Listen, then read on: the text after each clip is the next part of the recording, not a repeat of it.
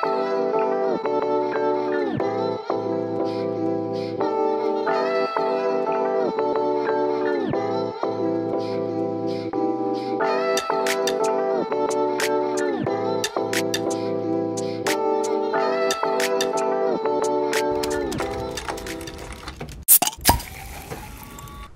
pagi di stasiun Bandung. Hari ini adalah hari dimana aku bakal pergi ke Solo buat traveling sama temanku. Ini bawaan kita bawa banyak banget koper. Ada 3 koper, 1 tas, dan perintilan lainnya. Rencananya kita bakal stay di Solo selama 6 hari, jadi bawaannya cukup banyak. Dan di video ini aku bakal share pengalaman dan pelajaran apa aja yang aku dapetin selama di Solo. Oke, jadi ini dimulai di stasiun Bandung. Kereta kita itu jam 6.50-an dan kita datangnya kepagian, tapi it's okay karena aku lebih suka datang kecepetan daripada buru-buru. Nah, ini kita udah sampai di gerbong kita, gerbong 1. Nah, ini penampilan keretanya. Sebelum berangkat aku jalan-jalan dulu, lihat-lihat. Karena kalau udah duduk lama pasti pegel kan. Jadi aku sebelum pergi banyak berdiri di sekitar gerbong. Gak lama dari situ akhirnya kereta kita jalan juga. Dan yeay, akhirnya kita goes to Solo. Pas awal pergi jujur rasanya sangat excited. Karena kita gak tau kan di depan tuh bakal kayak gimana. Tapi ternyata nanti deh aku cerita ya pelajaran yang aku dapetin. Nah, terus ini adalah pemandangan yang aku dapetin selama perjalanan. Semuanya bagus, cuman kalau lama-lama dilihat bosen juga sih. Nah, di tengah-tengah aku pergi ke restorasi buat sarapan. Karena aku tipenya yang lapar kalau jam 10 pagi. Aku pesan nasi goreng. Seperti biasa, nasi gorengnya enak. Terus ada ayam sama telurnya dan kerupuknya juga. Di sini aku makan cukup lama sambil nikmatin pemandangan yang ada di jendela. Karena aku lebih suka makan di restorasi daripada di kursi. Soalnya jendelanya di sini lebih luas, terus ada meja makannya juga kan. Kalau di kursi kan mejanya kecil. Nah, di sini pas ke sini juga aku bawa iPad biar bisa ngegambar. Nih aku bersyukur banget selama hidup bisa traveling dan lihat pemandangan kayak gini. Beres makan, aku ngegambar bareng temanku sambil sharing beberapa hal.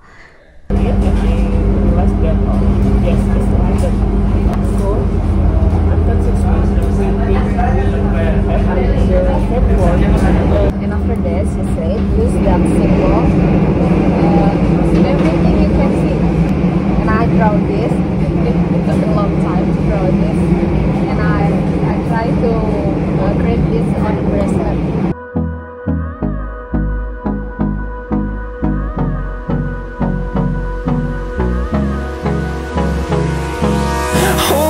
Close till I get up. Time is barely on our side. I don't wanna waste what's left. The storms we chase are leading us, and love is all we'll ever trust. Yeah, no, I don't wanna waste what's left. And on we'll go, through the wastelands, through the highways, till my shadow turns to sun rays. And on we'll go, through the wastelands, through the highways. And on we'll go.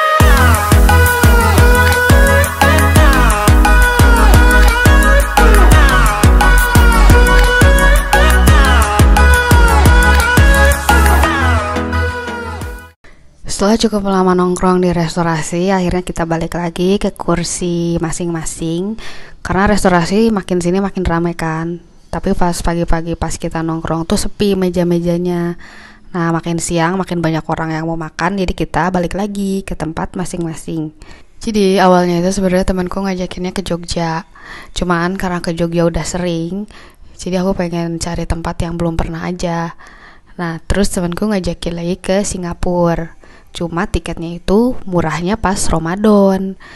Kan gak mood banget ya jalan-jalan pas puasa, gak bisa makan dan lapar.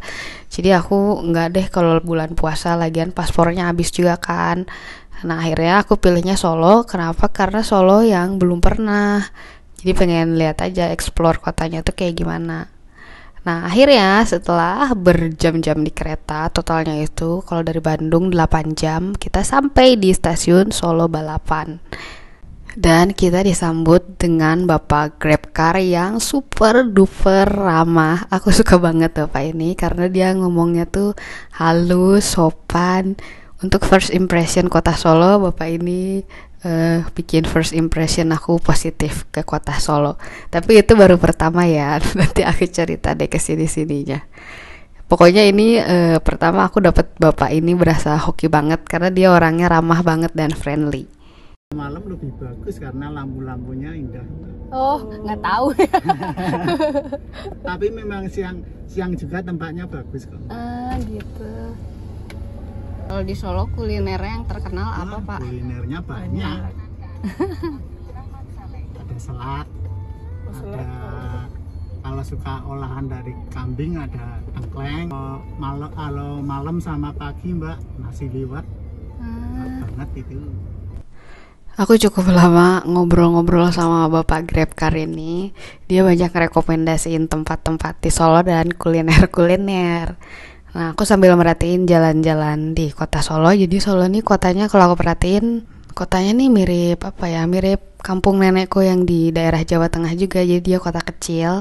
Kalau dibandingkan dengan Bandung, jujur aku lebih suka Bandung. Bukan karena aku orang Bandung ya, cuman Bandung lebih lengkap dan banyak pilihan.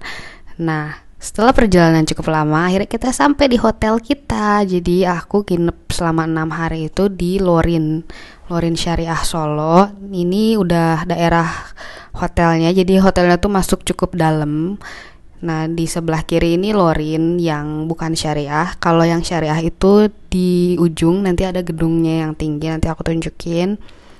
Nah, setelah melewati jembatan ini, jadi si Lorin sama Lorin Syariah tuh satu grup gitu guys.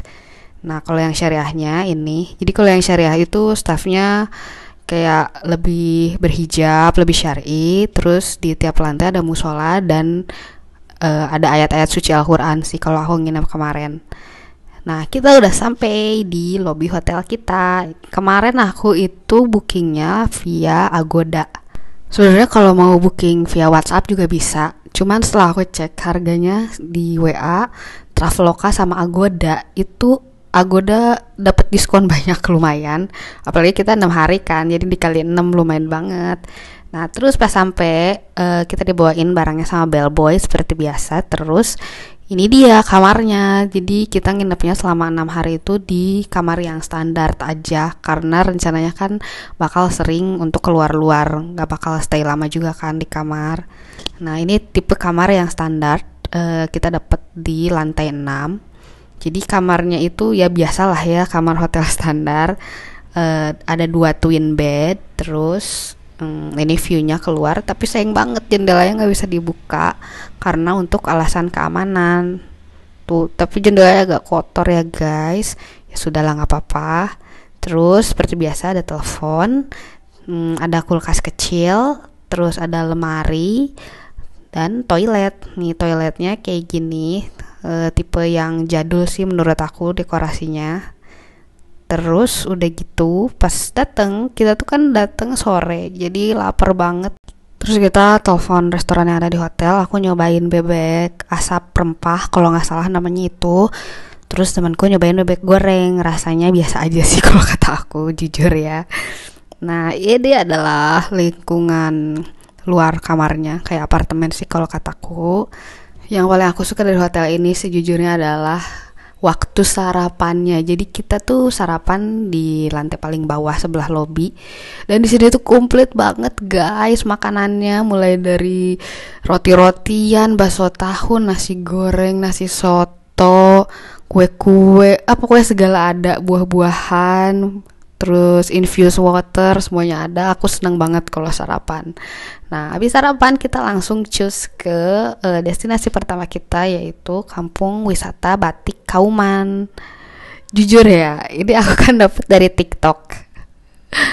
Bener deh guys. Jadi kalau misalkan kalian lihat referensi dari TikTok, itu cuman 10% dari 100%. Jadi kayak yang bagusnya tuh cuma suprit itu aja, sisanya ya udah. Aku pikir gangnya tuh beneran gang estetik kan, tapi ternyata gangnya tuh ya gang pada umumnya. Kayak gimana sih gang pada umumnya? Yang bagus tuh cuma 10% aja yang ada Westja, terus toko batik sama Koken. Menurut aku sih itu doang, sisanya ya udah rumah-rumah biasa. Dan pas kita sampai ke Westja kan terusnya mau makan di situ kan, ternyata lagi rame banget sama anak-anak sekolah yang lagi berkunjung. Nah karena kita males rame-ramean gitu, jadi kita lanjut lagi jalan. Kalau berdasarkan Google katanya tuh ada pasar buku, cuman ya seperti inilah bentuknya guys. Gimana ya, aku tuh kalau ngelihat yang kurang tertata tuh kurang berminat aja gitu mampirnya nih kayak gitu. Nah terus setelah jalan lama dan panas-panasan, sumpah panas banget, kita istirahat di Masjid Raya Surakarta. Ini masjidnya tuh masjid kuno, dan kalau aku baca di, bukan prasasti sih, jadi kayak ada batu yang isinya sejarah-sejarah gitu. Katanya masjid ini tuh didirikannya sejak tahun 1177 Hijriah oleh Yang Mulia Raja Abdurrahman III. Siapa tuh, kagak tahu. Nah setelah ngaso di masjid itu berapa lama, kita lanjut lagi jalan ke Koken. Ini sih yang paling better menurutku di si gang batik Kauman itu. Ini Koken, jadi bangunan luarnya kayak gini, ada payung-payungnya. Alhamdulillah nggak ramai anak sekolah pas kesini, dan kebetulan banget kita udah lapar pas ke Koken, jadi langsung pesen makan. Dan di sini makanannya itu murah-murah. Aku pesen nasi ayam geprek sama milk tea. Nasi ayam geprek itu harganya 18.000, milk tea 10 ribuan deh kalau nggak salah, murah. Terus udah gitu di sebelahnya itu dia punya kayak toko batik buat nunjukin karya-karya yang dibikin, dan kita bisa ngebatik di sini, bisa belajar. Nah jadi si Koken ini bangunannya tuh kecil, kafenya nggak terlalu gede, tapi estetik gitu, tertata, aku suka. Nah aku pesen nasi ayam geprek, enak banget ayam gepreknya, mungkin karena lapar ya. Nah ini pilihan menu-menunya seperti ini, ada kopi-kopian juga, cuman karena aku nggak begitu suka kopi kecuali kopi susu, jadi aku pesennya milk tea. Terus temanku masih lapar, jadi dia pesen lagi sosis kentang telur. Dan aku juga nyomot juga sih karena aku lapar juga. Nah beres makan, aku lihat-lihat keluar, tuh ada studio kan tulisannya. Di sini di sebelahnya itu yang ada kursi-kursi, kalau kita jalan lurus terus itu tuh ada showroom batik sama tempat kita ngebatik. Jadi abis beres makan itu aku sholat dan lanjut mau nyobain belajar ngebatik pakai canting. Tapi sebelumnya aku menyapa burung kakak tua ini dulu. Hello. Oke, sekarang aku mau daftar buat belajar ngebatik pakai canting. Jadi buat daftarnya itu kita masuk ke showroom yang ada batik-batiknya tadi tuh. Itu biayanya adalah 55.000 per satu orang. Kita udah dapat kayak kanvas, tapi kanvasnya itu dari kain. Terus udah gitu kita dikasih peralatan buat kebatik, cantingnya, lain-lain, sama ada pengajarnya juga. Nih buat daftar kita masuk lagi ke sini. Ini area tempat makan Koken yang bagian depan. Jadi pas tadi aku datang tuh area ini dipakai sama yang pengajian, jadi aku duduknya di yang sebelah sana. Di sini lucu sih tempatnya, etnik banget kan, nih seperti ini. Oke, aku udah beres daftar. Sekarang mau lanjut buat belajar ngebatik pakai canting. Nah, ini udah disiapin pola-polanya. Jadi dikasih pilihan, kamu mau pakai gambar sendiri atau ngejiplak gambar dari pola. Kalau yang mau gampang aja sih ya tinggal jiplak aja. Jadi awalnya tuh untuk pemula kita tuh pakai kanvas gitu, terus di baliknya dikasih gambar yang udah ada, yang udah template. Terus udah gitu kita tebelin gambarnya pakai pensil, ya seperti ngejiplak lah kayak gitu.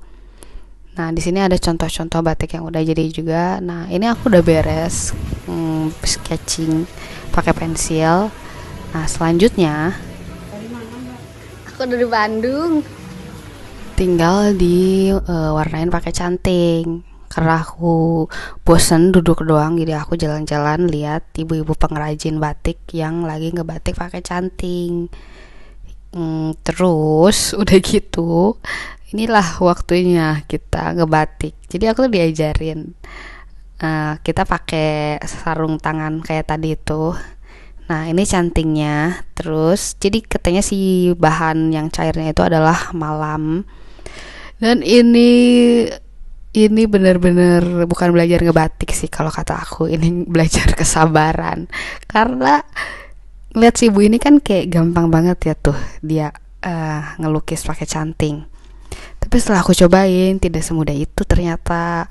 Jadi si kemiringan kainnya tuh beneran harus miring, cantingnya juga harus miring. Kalau nggak miring nanti dia netes-netes. Pokoknya udah susah deh. Nah ini aku nyobain ngebatik pakai canting. Bisa ngeliat gak sih itu banyak banget tetesan-tetesannya tuh, netes-netes si cantingnya tuh. Terus si garisnya bener-bener nggak proporsional, masih pepereolan lah kalau kata orang Sunda. Tapi ya namanya juga belajar pertama kali kan. Nih ini dia hasilnya. Ini hasil aku, sebelahnya hasil temanku ngebatik. Nah jadi kata si ibu itu, kalau ngebatik itu harus tembus sampai ke belakang. Kalau enggak nanti pas diwarnain dia nggak kelihatan si warnanya tuh.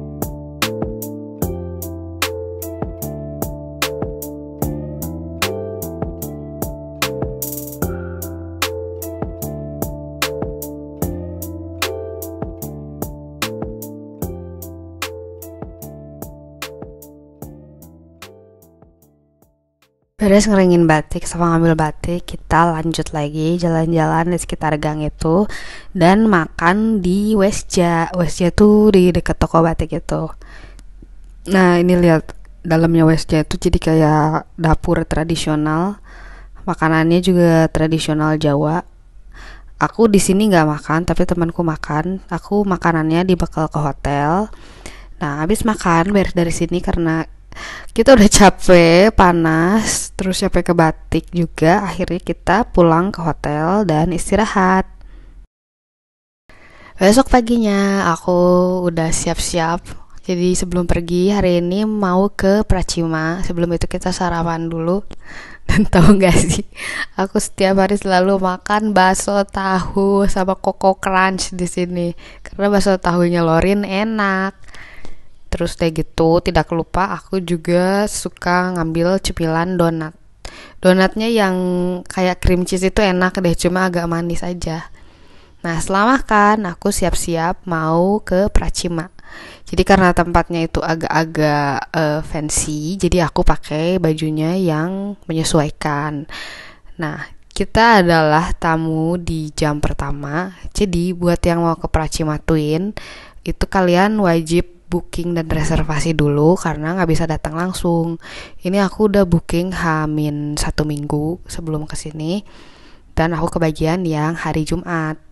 Pas masuk tadi kita dianterin sama si mas-masnya. Terus udah gitu kalau mau kesini ada beberapa aturan yang wajib dipenuhin.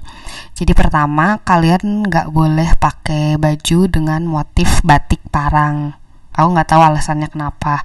Kedua, harus berpakaian sopan. Kalau perempuan wajib pakai baju panjang, nggak boleh pakai celana pendek.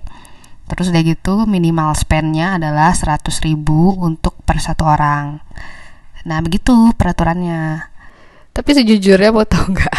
Setelah aku nyobain makan di sini, aku kan pesen teh bergamot, terus sup jamur truffle, sama puding klasik tawa gitu namanya.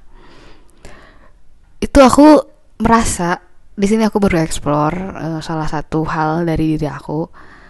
Aku tuh merasa aku tidak suka dengan makanan-makanan yang fancy gitu loh. Bukan gak enak, cuman karena rasanya tuh bukan selera aku aja. Dan hampir semua makanan yang aku pesen di sini itu aku nggak habis. Jadi kayak puding jamur truffle, aku nyobain jamur yang langka itu, tapi aku nggak suka. Aku sukanya bakso tahu. Terus aku nyobain puding tawa yang klasik itu sama dengan buah-buahannya. Itu juga aku makannya nggak habis. Bukan karena nggak enak, sekali lagi makanannya enak, tapi ternyata memang selera aku tidak di situ. Dan ternyata aku baru sadar satu hal lagi, aku lebih suka tempat makan yang santai, yang kita bisa pakai baju apa aja, boleh pakai sandal jepit. Terus makanannya juga kayak macam seafood, udang goreng, kayak gitu-gitu. Aku sukanya tuh. Kalau yang agak aneh-aneh justru aku gak suka. Cuma sekali lagi, ya ini experience lah, namanya juga pengalaman kan.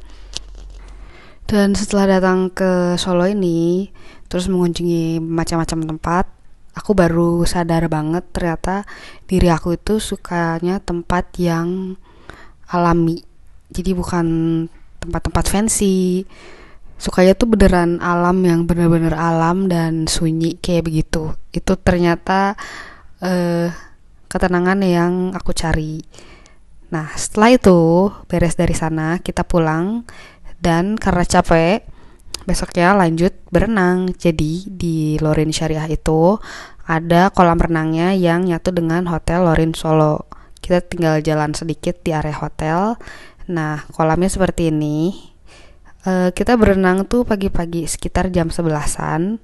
Kolam renangnya bersih, enak, sejuk. Terus di pinggir kolam juga ada kayak kafetaria kecil.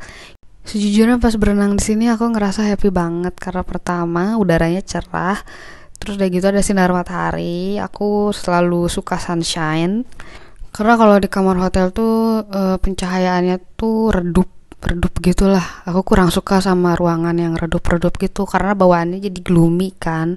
Tapi kalau di luar di sini kayak cerah, hatinya jadi gembira aja. Nah di sini kita berenang berapa lama ya, lumayan lama. Terus aku ketemu ibu-ibu juga, dia ngajak ngobrol lama. Dan di sini juga ada ruang spa-nya juga sama jacuzzi kalau kita mau berendam air panas.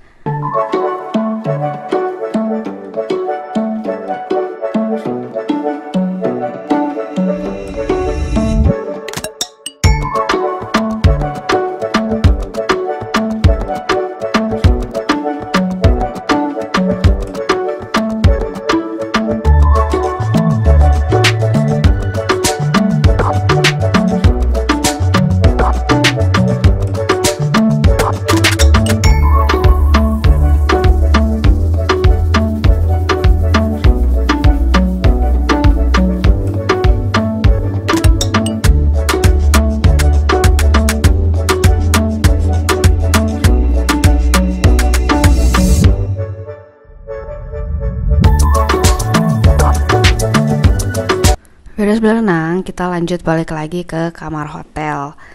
Nah, ini aku mau tunjukin jalan dari si Lorin tempat kita berenang tadi ke Lorin Syariah tempat hotel kita nginep. Jadi kalau kita nginepnya di Lorin Syariah terus mau berenang, itu kita bisa minta voucher dulu. Nah, hotel kita tuh yang ini, yang itu, yang gedung tinggi itu. Nah, si kolam renangnya itu ada di Lorin Hotel. Itu seberang-seberangan sih, masih satu komplek juga. Jadi kalau kita mau berenang, kita tinggal minta voucher aja ke resepsionis karena masih satu grup. Dan deket sih kolam renangnya tuh. Nah, malamnya kita ke Ngarosopuro Night Market. Nah, di sini aku udah mulai ngerasa sakit, gak enak badannya. Jadi aku beli wedang ronde karena badan aku udah mulai sakit, terus tenggorokan aku batuk-batuk terus. Nah, habis pulang dari sini itu beneran aku gak bisa bangun dari kasur. Jadi beberapa hari kedepannya semua rencananya di cancel karena badan aku sakit semuanya, terus gak bisa bangun dari kasur. Wah, gak ada energi pokoknya. Dan di saat sakit di luar kota itulah aku baru ngerasain ternyata sehat itu adalah nikmat yang paling tinggi dari semuanya. Karena kalau badan kita nggak sehat, segala macam tuh nggak akan kerasa pokoknya. Dan pas aku sakit itu aku baru ngeh ternyata hal yang selama ini aku kira happiness, ternyata aku udah punya selama ini di dalam kesehatan itu. Karena kalau kita nggak sehat, semuanya tuh worthless aja, sia-sia. Nah, itulah pelajaran berharga yang aku dapetin ketika traveling keluar kota dan sakit. Ternyata traveling itu ujung-ujungnya bukan keluar, tapi jadi lebih explore ke dalam diri sendiri. Nah, sekian dulu dongengku selama di kota Solo. Buat yang udah nonton sampai akhir video ini, makasih ya kalau ada yang udah nonton. Semoga videonya bisa bermanfaat. Terima kasih banyak.